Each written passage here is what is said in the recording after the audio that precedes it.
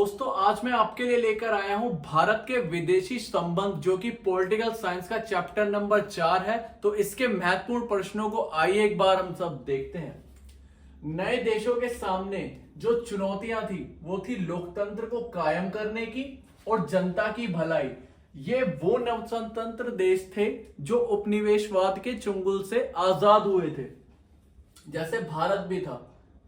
भारत की विदेश नीति एक ऐसी नीति होती है जो कोई देश अपने पड़ोसी देशों के साथ बनाता है, मिलकर बनाता है। अन्य सभी देशों की संप्रभुता की सम्मान, शांति कायम, अपनी सुरक्षा सुनिश्चित करना। तो ये 3 मुख्य उद्देश्य भारत की विदेश नीति के थे। ठीक है। आईएनए, इंडियन नेशनल आर्मी, जिसे सुभाष चंद्र बोस के द्वारा द्वितीय विश्व युद्ध के दौरान बनाया गया था।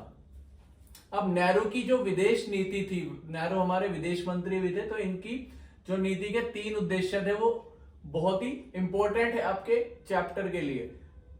कठिन संघर्ष से प्राप्त संप्रभुता, जो आपकी आजादी है, जो आपकी संप्रभुता है, उसे आप बनाए रखें। क्षेत्रीय अखंडता को बनाए रखें। तेज रफ्तार से आर्थिक विकास करें। तो ये नेहरू की विदेश नीति के 3 प्रमुख उद्देश्य थे। बहुत इंपॉर्टेंट है आपके एग्जाम की दृष्टि से, तो बहुत ध्यान रखना है इन चीजों का आपको।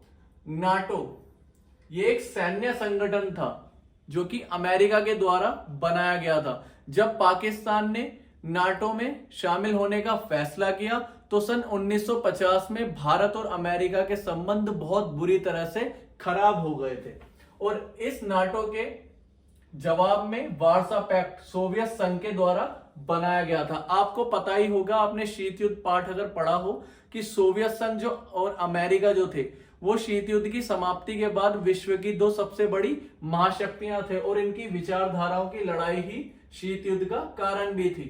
तो इसलिए युद्ध की स्थिति को देखते हुए उन्होंने अपने अपने संगठन बनाने शुरू कर दिए थे, ताकि जब भी कभी लड़ाई हो तो इन्हें अपने आप से ज्यादा शक्तिशाली राष्ट्रों के सामने भी कोई चिंता ना हो। 1956 ब्रिटेन का मिस्र पर आक्रमण हुआ, लेकिन इस आक्रमण का क्या कारण था? सुएज नहर। ठीक है, बहुत इंपॉर्टेंट टॉपिक है, तो ध्यान से देखना। 1947 में नेहरू की अगुवाई में एशियाई संबंध सम्मेलन हुआ। तो ये जितने भी जो आपको मैं बता रहा हूं सन, ये बहुत ही ध्यान रखने के लिए, पेपर में आने के लिए बहुत इंपॉर्टेंट है, तो आपको ध्यान रखना इन बातों का। एफ्रो एशियाई सम्मेलन, बांडुंग सम्मेलन 1955 में इंडोनेशिया के बांडुंग शहर में हुआ था, इसलिए इसे बांडुंग सम्मेलन के नाम से भी आप जानते हैं। अब गुट निरपेक्षता आंदोलन की नींव जो थी वो बांडुंग सम्मेलन से पड़ी थी। अब ये गुट निरपेक्षता होता क्या है? जब भारत के सामने विकल्प आया कि वो अमेरिका के साथ रहे या सोवियत संघ के साथ रहे, तो उसने दोनों से अलग रहकर अपनी स्वतंत्र नीति के निर्धारण का फैसला किया और गुट निरपेक्ष आंदोलन की नींव डाली। गुट निरपेक्ष आंदोलन का पहला सम्मेलन 1961 में हुआ था, बहुत इंपॉर्टेंट है, ये बेलग्रेड में हुआ था। चीनी क्रांति जो है वो 1949 में, ये क्वेश्चन मस्ट आ सकता है, क्वेश्चन बहुत इंपॉर्टेंट है, मस्ट इंपॉर्टेंट क्वेश्चन है। पंचशील के सिद्धांत नेहरू के द्वारा और चीन के प्रमुख चाउ एन लाई के द्वारा संयुक्त रूप से, ये तारीख बहुत महत्वपूर्ण है, 29 अप्रैल 1954 में की गई थी। तो आज के वीडियो में बात करने वाले हैं भारत और चीन के युद्ध के बारे में और भारत और पाकिस्तान के युद्ध के बारे में, तो वीडियो पर बने रहें। इस वीडियो में हम बात करेंगे चीन और पाकिस्तान के भारत पर आक्रमण के बारे में, जो 1962 और 65 में 2 भारत ने युद्ध झेले थे। तो पहला युद्ध हुआ था 1962 में, जिसमें चीन ने भारत पर आक्रमण किया।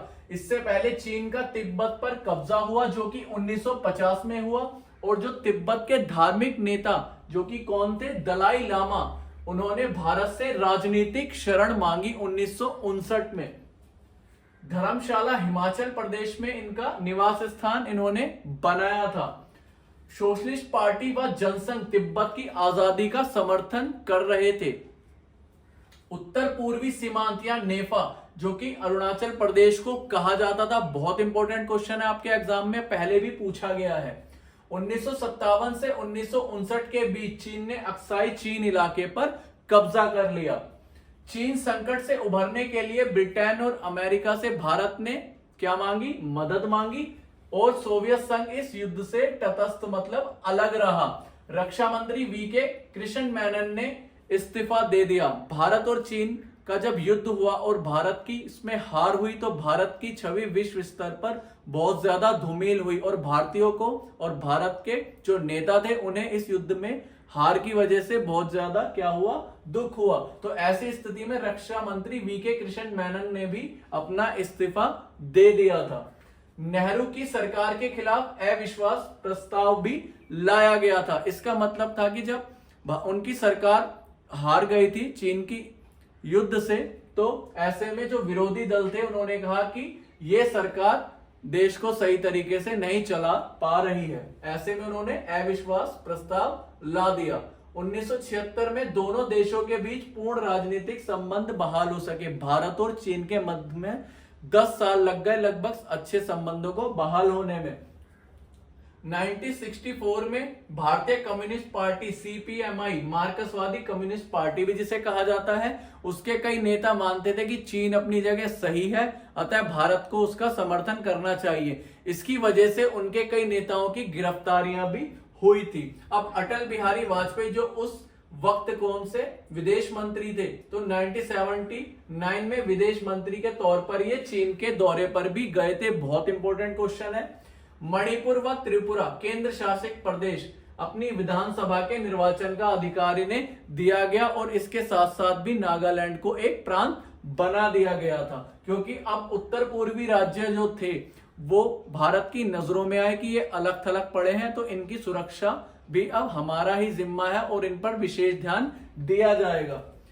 नेहरू व अयूब खान, इन्होंने सिंधु नदी जल संधि पर भी हस्ताक्षर किए थे 1960 के आसपास। तो कश्मीर समस्या जो थी वो एक समस्या थी भारत और पाकिस्तान के बीच में। अब ये जो कश्मीर समस्या है, दो इसका हल तो नहीं निकाल पाए हैं दोनों ही देश, तो ऐसे में एक छाया युद्ध भी 1947 में लड़ा गया था। 1965 में पाक ने गुजरात के कच्छ पर हमला करके 1965 के युद्ध की शुरुआत की, लेकिन तत्कालीन प्रधानमंत्री लाल बहादुर शास्त्री जी के द्वारा बहुत ही समझदारी से इस युद्ध में जीत हासिल की गई और भारत ने पाकिस्तान को इस युद्ध में हरा दिया था। संयुक्त राष्ट्र संघ और 24 अक्टूबर 1945 को यह बनाया गया था। यह इसीलिए बनाया गया था ताकि विश्व को अन्य युद्धों से रोका जा सके। 1970 में पूर्वी पाक में मुजीबुर रहमान की पार्टी जो थी अवामी लीग, वो जीती थी इन चुनावों में। 1971 में पश्चिमी पाकिस्तान से कौन जीती? जुल्फिकार अली भुट्टो, इनका नाम आपने जरूर सुना होगा।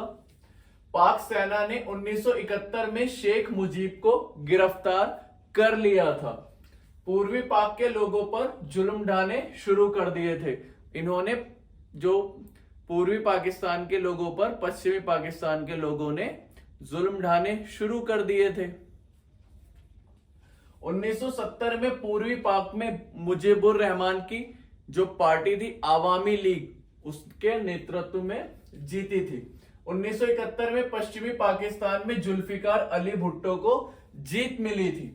पाक सेना ने 1971 में शेख मुजीब को गिरफ्तार कर लिया था और पूर्वी पाकिस्तान के लोगों पर जुल्म ढाने शुरू कर दिए थे। 1971 में लगभग 80 लाख शरणार्थी, क्वेश्चन बहुत महत्वपूर्ण है, भारत को इनका बोझ वहन करना पड़ा था। बांग्लादेश में मुक्ति संग्राम चला और भारत ने उनकी हर संभव सहायता दी थी। वहीं चीन, अमेरिका और पाकिस्तान के एकजुट होने से, यह बहुत इंपॉर्टेंट क्वेश्चन है, भारत ने भी सोवियत संघ के साथ 20 वर्षीय संधि पर हस्ताक्षर किए थे। 1971 में पूर्व व्यापी युद्ध छिड़ गया पहले की तरह ही और भारत और पाकिस्तान के बीच लगभग युद्ध जो हुआ इसमें 90,000 सैनिकों ने आत्मसमर्पण किया था पाकिस्तान के। ठीक है, 3 जुलाई 1972 भुट्टो व इंदिरा गांधी के बीच शिमला समझौता हुआ। बहुत महत्वपूर्ण क्वेश्चन है यहां से। कारगिल युद्ध 1999 में हुआ था और उस समय भारत के प्रधानमंत्री थे अटल बिहारी वाजपेयी जी। इस युद्ध के बाद जनरल परवेज मुशर्रफ, आपको पता ही है, जो कि वहां के जनरल होते थे, उन्होंने सरकार बना ली थी। 1962 में रक्षा उत्पाद विभाग की स्थापना की गई भारत में और 1965 में रक्षा आपूर्ति विभाग की। बहुत इंपॉर्टेंट क्वेश्चन है ये भी। भारत ने 1974 के मई में परमाणु परीक्षण किए थे। क्या आप बता सकते हैं चीन ने किस साल परमाणु परीक्षण किए थे? कमेंट में बताइए। 1973 में अरब इजराइल युद्ध हुआ था और 1977 में जनता पार्टी की सरकार बनी थी। ये बहुत ही महत्वपूर्ण क्वेश्चन है।